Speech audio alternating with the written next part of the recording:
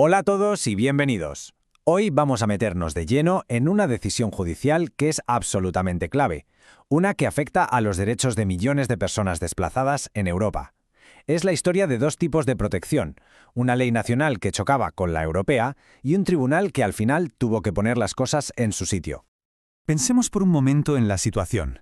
Escapas de un conflicto, de una guerra y consigues llegar a un lugar seguro donde te dan una protección inmediata. Es un alivio, claro, un alivio inmenso. Pero, ¿qué pasa si esa protección es solo temporal? ¿Se puede aspirar a algo más estable o esa primera ayuda se convierte, en realidad, en un callejón sin salida? Y es que, claro, detrás de cada gran caso legal, de cada sentencia importante, hay personas de carne y hueso. Así que vamos a conocer a quienes iniciaron todo esto.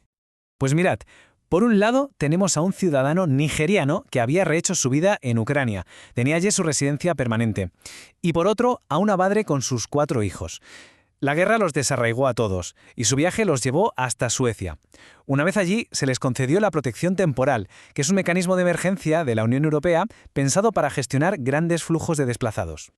Esa protección temporal fue un auténtico salvavidas, sin duda, pero es, por definición, una solución a corto plazo.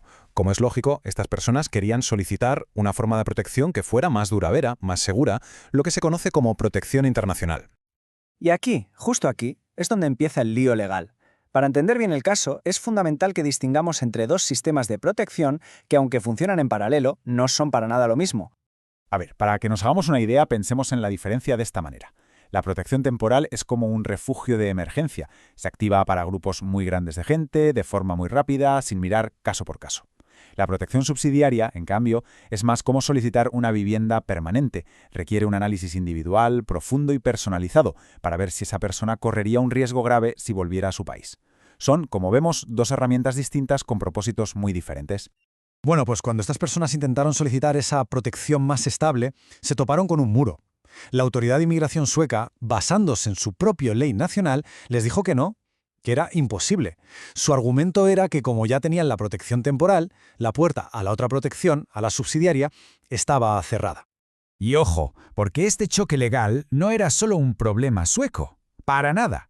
Afectaba a cómo se interpretaban las leyes de asilo en toda la Unión Europea, así que la respuesta tenía que venir de mucho más arriba.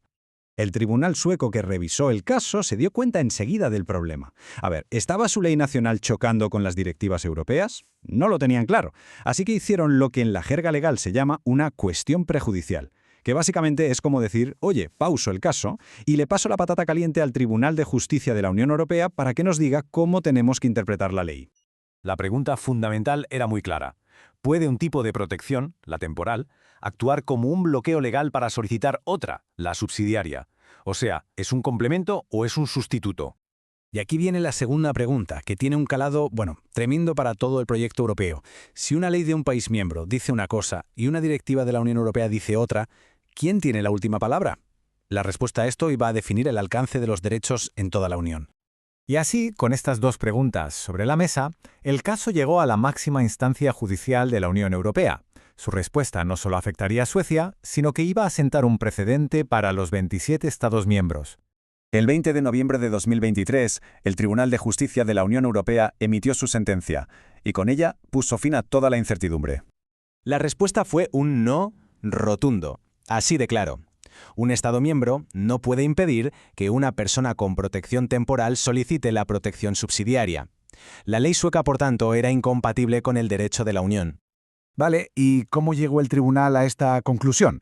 Pues su razonamiento se apoyó en 3 pilares, muy lógicos, por cierto. Primero, la protección temporal complementa el sistema de asilo, no lo sustituye, es una herramienta extra. Segundo, los motivos por los que se puede rechazar una solicitud de asilo están estrictamente definidos por la ley europea y ningún país puede inventarse nuevos. Y tercero, el derecho a solicitar asilo implica un examen completo que no se puede bloquear a medias. El sistema es un todo, no se puede partir en dos.